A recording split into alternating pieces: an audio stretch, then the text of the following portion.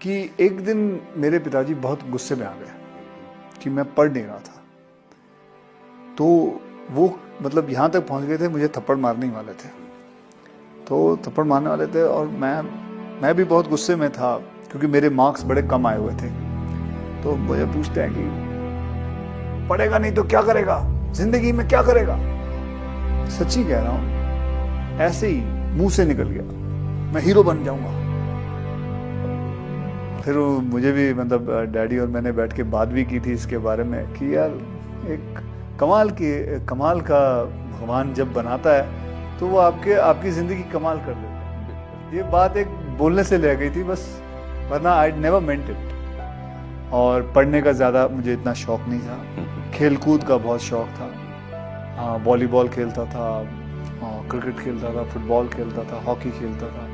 Sports की कोई भी चीज़ आती थी तो मुझे बहुत शौक होता था। पिताजी कभी कभी डांट लगाते थे कि बेटा पढ़ भी लिया करो, तो इतना फिर कहते थे बेटा पढ़ो, इतना तो पढ़ लो कि कम से कम 2 दूनी 4 होता है। अंग्रेज़ी थोड़ी बहुत आनी चाहिए, हिंदी लिखना आना चाहिए, पढ़ना आना चाहिए, मराठी आनी चाहिए, इतना बहुत पढ़ लो। मैं समझ सकता हूँ कि पढ़ने का इतना शौक नहीं है क्योंकि कोई बच्चे होते हैं। फिर मैंने भी कराटे ज्वाइन किया और कराटे में फिर मुझे इंटरेस्ट आने लग गया, मार्शल आर्ट में इंटरेस्ट आने लग गया। तो मुझे उन्होंने कैसे पैसे जोड़ जोड़ के मुझे बैंकॉक भेजा। वहाँ मैंने 5 साल कराटे सीखा। वहाँ फिर मार्शल आर्ट, थाई बॉक्सिंग सीखी, वहाँ बैठा रहा। फिर उसके बाद मैं कलकत्ता पहुँचा, वहाँ काम किया। फिर ढाका पहुँचा, वहाँ काम किया।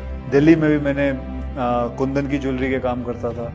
फिर उसके बाद मैं बॉम्बे वापस आया।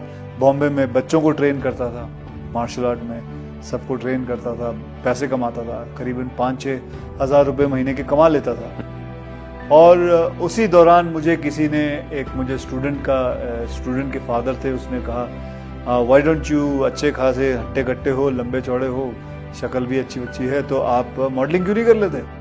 तो मुझे तो पता भी नहीं था मॉडलिंग होती क्या है, क्योंकि मेरा बैकग्राउंड नहीं है, मुझे मेरे माता पिता को किसी को नहीं पता था। तो कहा जी मॉडलिंग कर लो। फोटो खींचते जा रहे थे और 2-2.5 घंटे काम कराया। फिर 21,000 का चेक दिया, बोले आप जाइए, खत्म हो गया था। बोले बस। हाँ, बोले यार 5,000 काम करता हूँ, महीने का 5-6 हज़ार मिलता था महीने का, ये 2 घंटे में इन्होंने 21,000 दे दिया। फिर मैंने बोला यार मैं मॉडल बनूंगा। फिर मैंने मॉडलिंग शुरू की। फिर मैं जाता था लोगों के पास अपनी तस्वीरें ले के कि जी मुझे देखो। फिर करते थोड़ी बहुत मॉडलिंग की। फिर मैंने रैंप वॉक किया। उसके बाद करते किसी ने एक फिल्म ऑफर कर दी। फिर मुझे मिस्टर प्रमोद चक्रवर्ती जी मिले। उन्होंने कहा भाई मैं आपके साथ एक फिल्म बनाना चाहता हूँ। और आज भी मुझे याद है, शाम के 6:30 बजे हुए थे और उन्होंने मेरे हाथ में 5,001 रुपये का चेक दिया था। और जहाँ मैंने फ़ोटो खिंचवाई वो थी जूहू बीच पे, एक दीवार थी उधर, और दीवार के ऊपर मैंने वैसे मैं बंगले के अंदर करना चाहता था कि मुझे अंदर बुलाया, तो उसने, चौकीदार ने अलाउ नहीं किया क्योंकि वो किसी का प्राइवेट बंगला था। तो दीवार पे बैठ के मैंने सारी फ़ोटो खींची। फिर करीबन 15-20 दिन पहले मैं वो फोटो सारी देख रहा था, पुरानी फोटो देख रहा, तो मैं देखा ये तो वही दीवार है जो आज 24 साल बाद मैं उसी बंगले पे, जहां मुझे अलाउ नहीं किया था शूटिंग करने के लिए, उसी बंगलों पे मैं रह रहा हूँ। हर एक बच्चे के, हर एक लड़के के जिंदगी में आता है कि अब मैं क्या करूँ, और उस वक्त वो यही करता है जो उसको नजर में आता है, जो उसकी समझ में आता है। हमारे यंगस्टर्स के अंदर सेल्फ डिसिप्लिन एक बहुत जरूरी चीज है। ये होना चाहे लड़का हो या लड़की हो, हर बच्चा कहीं ना कहीं दिमाग से आता है। कोई बच्चा कंप्यूटर पे बहुत अच्छा काम करता है, कोई बच्चा पढ़ाई में बहुत अच्छा होता है, कोई बच्चा साइंस में अच्छा होता है, तो कोई बच्चा मैथमेटिक्स में अच्छा होता है। हर बच्चे की एक गुण होता है। ये माँ बाप का काम है कि उस गुण को पता करें और उसको निकालें और उस लड़के को, अपने बच्चे को उस तरफ फोर्स करें।